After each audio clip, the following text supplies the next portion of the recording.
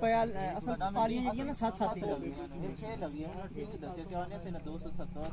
65 ਨਹੀਂ ਲੱਗੀਆਂ ਬਾਕੀ ਬਾਹਰ ਜਾਣ ਫਿਰ ਵੈਸੇ ਤਾਂ ਬੜੀ ਟੋਟੋ ਬੈਠਾ ਸੀ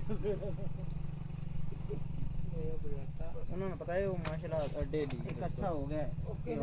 ਆ ਰਿਹਾ ਤਰੀਆ ਫਿਰ ਆ ਰਿਹਾ ओए जब तो लोगों ना उसी बैठे वैसे और होना चाहिए